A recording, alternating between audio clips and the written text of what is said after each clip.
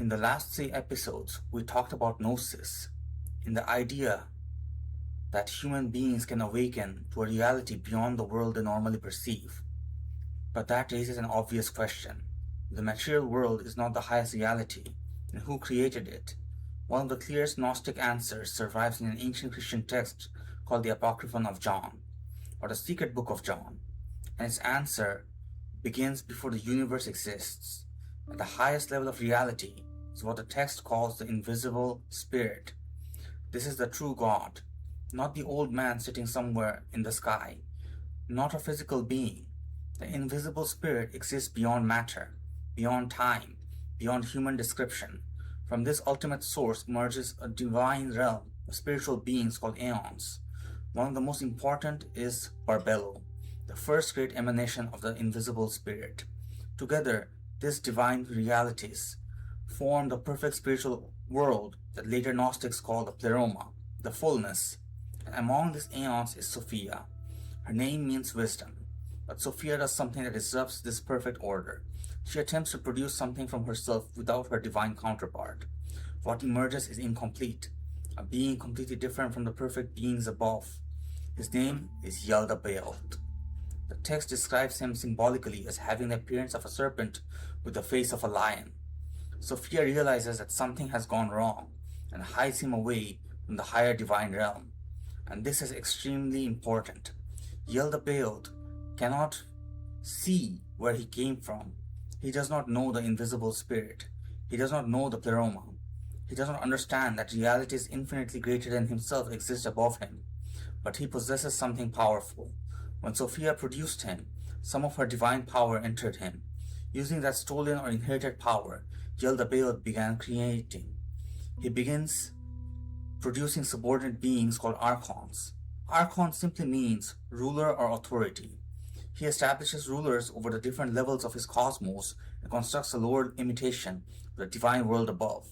This lower cosmos is the world of matter, and because Yaldabaoth cannot see anything beyond it, he reaches a remarkable conclusion.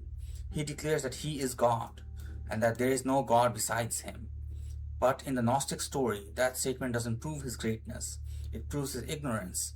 He thinks he is the highest God because he doesn't know the real God exists.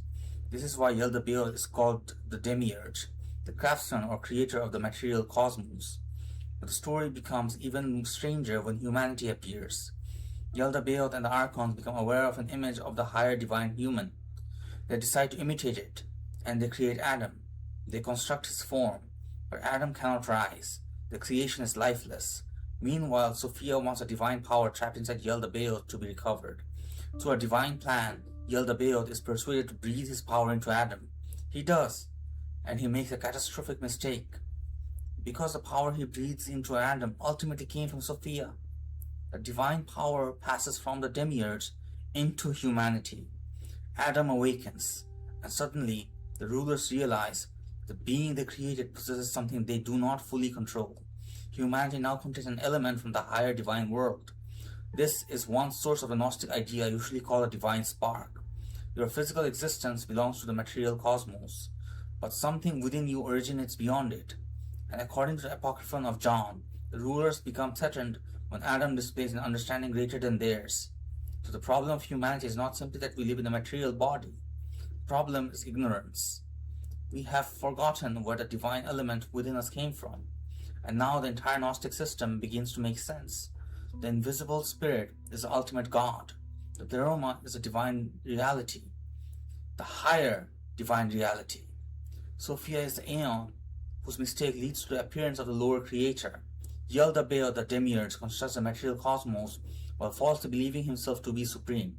The Archons are the rulers operating within his system, and human beings contain divine power originating from beyond that system. So what saves humanity? Not simply obedience to the Creator, not merely performing rituals, not even ordinary intellectual knowledge. What saves the divine element is gnosis, remembering what you really are, where you came from, and recognizing that the world you can see is not the totality of reality. But this creates one final problem. If humanity has forgotten the higher world, who tells us the truth? For the author of the Apocryphon of John, the answer is unmistakable. The story itself is presented as a secret revelation given to John by the risen Jesus Christ, and the Jesus who appears in Gnostic literature has come to reveal things about God, creation, and humanity that the rulers of this world do not understand. So in the next episode, who was Jesus to the Gnostics? Because once you understand their answer, the entire Christian story begins to look different.